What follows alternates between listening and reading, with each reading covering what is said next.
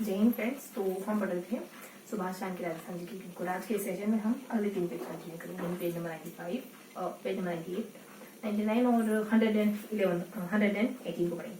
तो शुरू करते हैं आज का सेशन ठीक वैसे जैसा कि जनरली शुरू करते हैं मोटिवेशनल कोड या प्रेरक विचार के साथ। तो आज का मोटिवेशनल कोड रहेगा अपना कि आज आज आज का मोटिवेशनल कोड आगमनी की कहानी सुनाती हूँ आपको कि आप सब जानते हैं, हमने बच्चों में सुनी थी कि आदमी नाम कक्षिश होता है अपने गुरु के कहने पर, और तेज मूसलाधार बारिश हो रही होती है तो अपने गुरु के कहने पर मेड़बंदी करने चला जाता है। मेड़बंदी शायद उसको आती नहीं थी या फिर और कुछ इशू रहा हुआ, तो उस मतलब इस वजह से वो खुद लेट जाता है ना मेड़ पर और पानी को रोक लेता है। खेत में एक्सेस पानी भरने से कैसे कैसे रोक लेता है कुल मिलाकर। तो जब बहुत समय हो जाता है ना, तो शिष्य मतलब बहुत समय हो जाता है तब गुरु अपने शिष्यों को लेकर के आते हैं कि क्या बात है, आखिरकार आरुण्य तक आए थे और बारिश भी तेज हो गई है ना, तो चिंता होने लगती है। तो खेत पहुंचकर गुरु जी क्या देखते हैं कि आरुणी खुद लेटा हुआ है ना।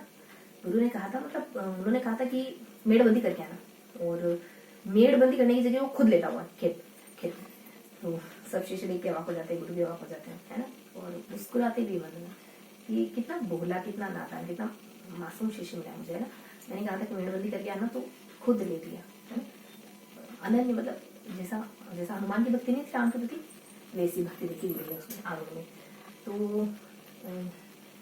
गुरु ने जो देखा सो देखा, उन्होंने जो जो जो अच्छा ही फील करी आरुण के प्रति, वो तो है ही सही। लेकिन यहाँ दूसरा एस्पेक्ट ये है कि आरुण क्या फील कर रहा होगा है ना, ऐसा काम करके, मतलब ऐसा काम मतलब इतना समर्पण दिखा करके है ना, तेज बरसात में खेत पे सोया हुआ है क्योंकि गुरु ने कहा है ना।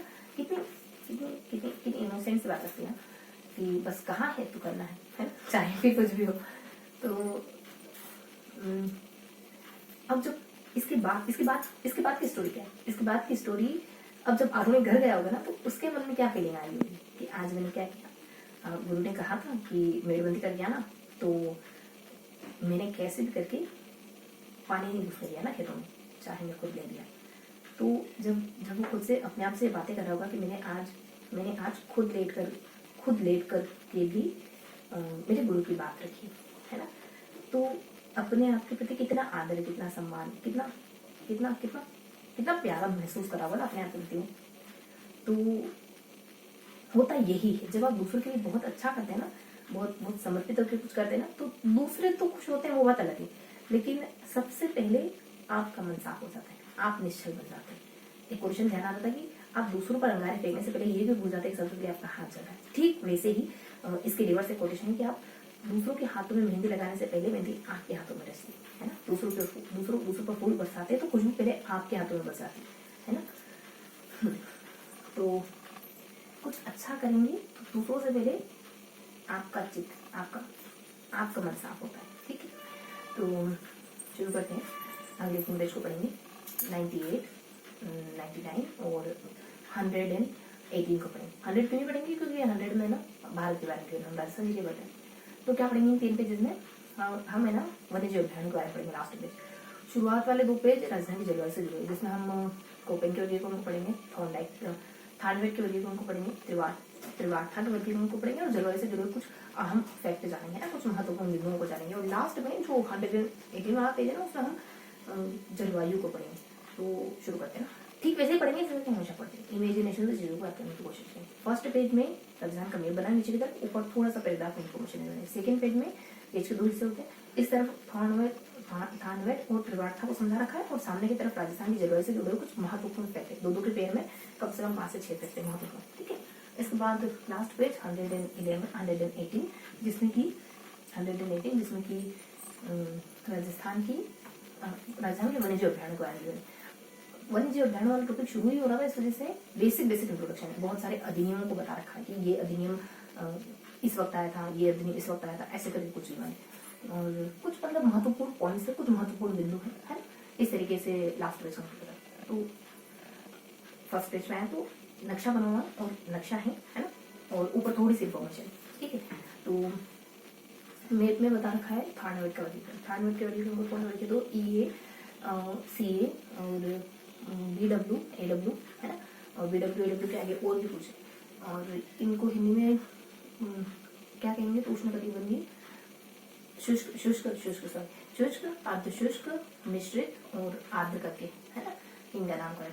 और ऊपर कोपेन का वर्गीकरण जाने तो लमसम ऊपर कोपेन का वर्गीकरण जाने तो कोपेन में AW है, CW है, फिर HW, फिर HW के आगे एक बार BS और एक बार BW, है ना, ये वर्गीकरण करा है। तो यहाँ अपन 3 वर्गीकरण को पढ़ेंगे, रिवर्स चलेंगे। यहाँ अपन जैसे CA को पढ़ेंगे, फिर HW, फिर एक HW अलग है, दूसरा HW अलग है, ठीक। और ये है क्या, शुष्क, अर्धशुष्क और मिश्रित। मैंने कहा ना रिवर्स में शुष्क, अर्धशुष्क और उपादेय, इन तीनों में बरसात कितनी होती है और इनमें कौन कौन से जिले आते हैं। और ये तो नामकरण होगा, BA मतलब अल्फाबेट वाले तो नामकरण होगा ना, AW, BW, CW। अब यहाँ जलवायु कैसे, जलवायु मैंने बताई दिया आपको, शुष्क, अर्धशुष्क, रिवर्स में चलना है, शुष्क, अर्धशुष्क और उपादेय। तो बरसात कितनी होती है, तो 2 का पाठ ध्यान रखो, है ना, 20, 40, 80 इस तरीके से, है ना। लास्ट फाइनल बता रही हूँ। इसके अलावा जिले ध्यान होगी, शुष्क में सीमांत जिले आते, गंगानगर, हनुमानगढ़, चोरू और गंगानगर, हनुमानगढ़, जैसे मेरे बाद में थे ना, अनूपगढ़ भी सीमांत जिला हो गया, इस तरीके से। इसके अलावा लमसम है ना, बहुत ज्यादा क्लियर कर देंगे। इसके अलावा ऊपर जाएंगे तो अर्धशुष्क में अरावली से लगते जिला, जैसे चोरू, झुंझुनू में सिकर है ना। और इसके अलावा मेवात का प्रदेश भी है यहाँ। तो पहले हमने जो पढ़ रखा ना, ठीक वैसे पहले कहीं ना कहीं हाँ, सामान्य वर्गीकरण में हमने पढ़ा था कि अर्धशुष्क में कौन कौन से जिले आते हैं, वही ट्रिक है। कुछ ट्रिक है अपनी जब तक बस करके, तो ट्रिक तो वही, और कुछ सेगमेंट और जुड़ गया, जैसे एक तो दक्षिण राजस्थान के जिले और जुड़ जाएंगे, एक मेवात प्रदेश के इलाके और जुड़ जाएंगे, ठीक है। और फिर तुम्हें जो जिला है वो सोचा ही सही। और फर्स्ट क्लासिफिकेशन में कौन कौन से जिले आएंगे, नहीं, जो मैंने कहा ना कि ट्रिक तो है ही सही, वो ट्रिक पहले वर्गीकरण में, मतलब यहाँ जो वर्गीकरण पहले है उस वर्गीकरण में। और अर्धशुष्क में वही अपने जो अरावली से लगते हुए जिले ना वही आएंगे, जैसे कि घग्गर का जैसे कि शेखावटी वाला इलाका है, जैसे नीचे की तरफ, नीचे दक्षिण अरावली में जो सांचौर है, बालोतरा है और जालोर है, ये सारे इलाके, ठीक है। लमसम बहुत सारे जिले हैं। अब आएंगे अपन नेक्स्ट पेज पर। नेक्स्ट पेज में थानवेद का वर्गीकरण पढ़ते हैं, नीचे त्रिवार्थ के बारे में पढ़ते हैं, और सामने की तरफ कुछ महत्वपूर्ण फैक्ट पढ़ते हैं ना, 2 हिस्से। जैसे हमने इधर मैप को थोड़ा सा है ना, मैप में वही थानवेद के क्लासिफिकेशन को ड्रॉ करके दिखा रखा था कि ये इलाका ये है, ये इलाका ये है, ये इलाका ये है ना, ऐसे तरह। और ऊपर कोपेन के 3 वर्गीकरण है ना, ये बता रखे थे। अगले पेज में आए तो 2 हिस्से होते हैं, यहाँ है ना, लेफ्ट राइट, यहाँ कुछ इन्फॉर्मेशन है, तो यहाँ थानवेद और त्रिवार्थ को समझा रखा है, सामने की तरफ कुछ महत्वपूर्ण। थानवेद में वही सारी बातें, शुष्क, अर्धशुष्क, मिश्रित और आर्द्र, है ना। और नाम मैंने आपको बताई दी, EA है, फिर बीच में HW, तो ये दोनों HW अलग अलग है, ठीक है। कभी ये तुम्हें BS लग रहा है तो कभी BH लग रहा है, ऐसे करके। और WS का मतलब जानते हैं ना, और उनके कोपेन के वर्गीकरण में S का मतलब होता है अर्धशुष्क, W का मतलब होता है मरुस्थल इलाका, मतलब शुष्क इलाका, मरुस्थल, हाँ, W का मतलब मरुस्थल और S का मतलब अर्धशुष्क। थानवेद पे वापिस आए अपन, तो अब बरसात कितनी होती है, 15, 20, 80, 100, है ना, कंटिन्यूअस। और जिले कौन से, ठीक वही जिले, शुष्क में वही अपने सीमांत जिले जो अपने पाकिस्तान से लगते हैं। अर्धशुष्क में जो अरावली पर्वतमाला है ना, अरावली पर्वतमाला के पूर्व पश्चिम की तरफ जो जिले हैं ना, किनारे वाले जिले, वो सब जिले हो जाएंगे। और आंध्र में कौन से जिले आएंगे, आंध्र प्रदेश में वही अपने हाड़ौती वाला इलाका आ जाएगा, और वही जो हमने कोपेन में पहले पढ़े थे, हाड़ौती का इलाका आंध्र है, दक्षिण राजस्थान का इलाका आंध्र है ना, ये सारे जिले। और थोड़े जिले एड ऑन कर दिए, लेकिन कम नहीं कोपेन से। और इसके अलावा मिश्रित यहाँ आता है, तो मिश्रित में थानवेद ने वही सारे जिले बता के जो सीमावर्ती कैटेगरी के जिले, वही जिले है ना, गंगानगर, हनुमानगढ़ और अपने जैसलमेर, बाड़मेर, ये सब बीकानेर, ये सब, ठीक है। इसके अलावा एक त्रिवार्थ का क्लासिफिकेशन भी आता है, जिसमें अपन त्रिवार्थ का क्लासिफिकेशन ठीक वैसा ही, ज्यादा अलग नहीं, कोपेन से बिल्कुल कोपेन से मिलता जुलता है। जैसे कोपेन का CA, CW है, फिर AW है, फिर HW है ना, ठीक वैसा ही, ऊपर नीचे का ठीक वैसा ही। और ये जो बीच वाले 2 नाम है ना, इनमें लास्ट का W हटा दिया बस, ये होती है। और राजस्थान के वेब में जानो, ये कहाँ पढ़ते हैं, ये वाली जगह कहाँ पड़ती है, तो आप C से शुरू करेंगे ना, A से शुरू करेंगे, A B C, बस B और C को रिप्लेस कर देंगे, ठीक। तो ध्यान रखिए। अब अगर आप बुक पढ़ेंगे ना, तो जिससे ज्यादा क्लियर होगी, ठीक है। बुक तो एक बार पढ़नी पड़ेगी आपको। इसके अलावा एक माइंड मैप बन रहा है।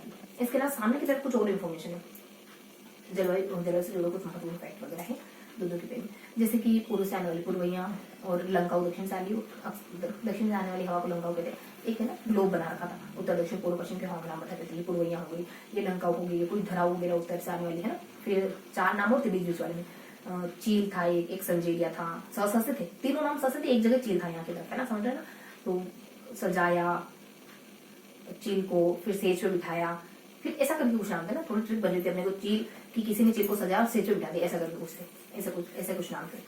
और इसके ऊपर दैनिक तापांतर सबसे ज्यादा कहाँ होता है, सबसे कम कहाँ होता है, वार्षिक तापांतर सबसे ज्यादा सबसे कम कहाँ होता है, संभाग कौन सा सबसे ज्यादा आर्द्र है, कौन सा संभाग सबसे ज्यादा आर्द्र नहीं है। तो जैसे मैं संभाग अपना ये संभाग है ना, कोटा संभाग सबसे ज्यादा आर्द्र है और जोधपुर संभाग सबसे ज्यादा आर्द्र नहीं, मतलब कम आर्द्र है। और दैनिक तापांतर सबसे ज्यादा डूंगरपुर, सबसे कम डूंगरपुर में पाया जाता है, सबसे ज्यादा तो जैसलमेर में दैनिक तापांतर, वार्षिक तापांतर सबसे ज्यादा चूरू में है ना। ये सारे कुछ बातें हमको पहले से जो हमने पढ़ी भी नहीं थी कि चूरू गर्म सबसे ज्यादा गर्म जिला भी, सबसे ज्यादा ठंडा जिला भी, ये सारी इन्फॉर्मेशन। और एक और था अपने तवा और सीवी करके था, एक तो पोस्ट माह में चलने वाली हवा और ज्येष्ठ माह में चलने वाली हवा, शायद तवा और सीवी ऐसा करके कोई दो नाम होते, ठीक है। तो ये अपने यहाँ वाले जो फैक्ट है वो कवर हुए। अब आ जाते हैं लास्ट पेज पर 111 पर। हाँ, तो 111 में हमको क्या पढ़ना है, मैंने कहा ना सिर्फ कुछ महत्वपूर्ण फैक्ट जानने, अधिनियम जानने, वन्य अभ्यारण से, क्योंकि पहला ही पेज तो कुछ बैकग्राउंड वगैरह बताना है। तो देखो दो हिस्से होते हैं, यहाँ कुछ बीच में 4-5 अधिनियम है, उसके ऊपर कुछ बेसिक इन्फॉर्मेशन है, नीचे कुछ बेसिक इन्फॉर्मेशन है। सामने की तरफ ऐसे कुछ तीन महत्वपूर्ण पॉइंट है, उन 3 पॉइंट्स के ऊपर कुछ 2-4-5 फैक्ट और है। अल्टीमेटली देखें तो कुछ फैक्चुअल बात दी है, ठीक है। महत्वपूर्ण अधिनियम कौन कौन से, यहाँ वाले 3, तो एक हो जाता अपने 51 वाला, 52 53 वाला, 54 55 वाला और फिर 72 वाला। इन सब के नाम भी, एक तो राजस्थान वन एक्ट, एक तो वन एक्ट करके वाइल्ड लाइफ करके भी चले, वन एक्ट करके वाइल्ड लाइफ करके, फिर ऊपर नीचे 4 है ना, तो ऊपर नीचे में एक वन्य जीव करके और पशु पक्षी अधिनियम करके है, पशु पक्षी अधिनियम और राजस्थान वन एक्ट, ऐसा करके लमसम कुछ नाम है। ऊपर नीचे थोड़ी सी इन्फॉर्मेशन हो गई है ना, ये तो अपने 4 फैक्ट हो गए, अधिनियम हो गए या फिर एक्ट हो गए। ऊपर नीचे थोड़ी सी इन्फॉर्मेशन हो गई कि जोधपुर ने सबसे पहले शिकार प्रतिबंध करा, लेकिन टोंक ने सबसे पहले कानून बनाया। 48 मना करता है, अनुच्छेद 48 मना करता है शिकार के लिए। 51 जो मूल करता है उसमें 51 का तो नहीं है शायद, लेकिन 51 में मेंशन है ना इनके बारे में, जीव के बारे में। फिर नीचे बता रखा था कि एक 1887 में भी आया अधिनियम, एक 12 में भी आया, एक 27 में भी आया, एक 12 मतलब 1912 और 19 अपने 27 में भी एक अधिनियम आता है। उन अधिनियमों के भी नाम है हल्का, लेकिन ठीक है इतना ही।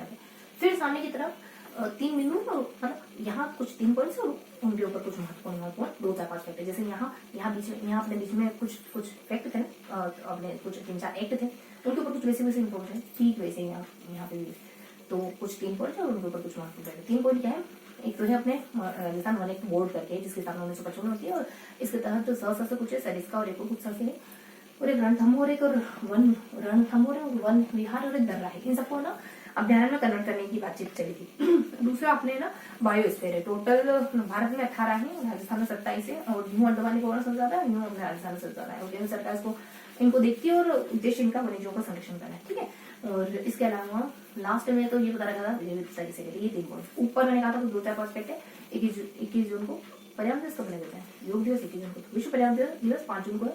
और 72 में एक एक्ट आता है ना पूरे नेशनल लेवल पे, जो 73 में राजस्थान में लागू होता है शायद सितंबर 73 में। इसके अलावा और भी कुछ है कि 7.8 और 2 पॉइंट करके कुछ है ना, 2 पॉइंट करके, तो 2 पॉइंट करके जो इलाका है ना वन्यजीव अभ्यारणों के लिए 1.7 के आसपास, 1 पॉइंट के आसपास,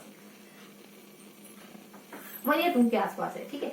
और इसके अलावा 7.8 के आसपास का इलाका जैव विविधता निषिद्ध क्षेत्र, मतलब शिकार निषिद्ध क्षेत्र में आता है राजस्थान, पूरे राजस्थान का इतना% ये हिस्सा है। और भी कुछ 1-2 बातें होती और कि बस एक आध फैक्ट होगा, ठीक है। तो ये थे अपने 3 पेज। अब थोड़ा सा इनको मेंशन करेंगे फॉर्मेट क्या था, वापस नहीं दोहराएंगे फॉर्मेट क्या था, उसके बाद अपन एमसीक्यू क्वेश्चन करेंगे, फिर सेशन होगा। तो आज हमने पेज नंबर 98 को पढ़ा, 99 को पढ़ा, और देखो मैं टेलीग्राम का लिंक आपको रोज प्रोवाइड कराऊंगी, वहां मैं बुक की पीडीएफ अपलोड करती हूँ, तो आपको बुक मिल जाएगी ना, ठीक है। अगर आपके पास है तो आप बुक को रीड करते रहे साथ साथ। और इसके अलावा 118 तो 98 में हमने क्या पढ़ा, 98 में हमने यहाँ एक मैप डिस्कस करा,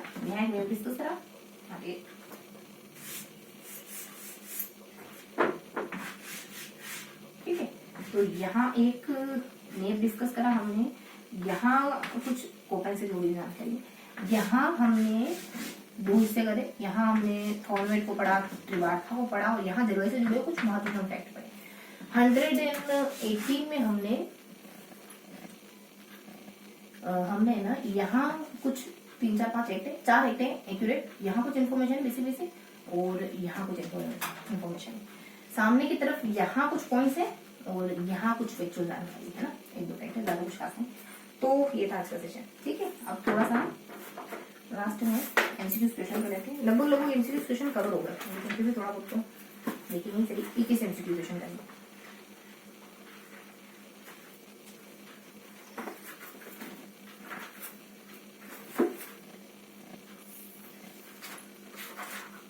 तो 22 से करेंगे ना, 22 32 42 और 43 तक करेंगे। निम्नलिखित में से अटल मिशन फॉर रिजुविनेशन एंड एवं अर्बन ट्रांसफॉर्मेशन यानी अमृत योजना के संदर्भ में क्या सत्य है? अमृत योजना के संदर्भ में क्या क्या बातें?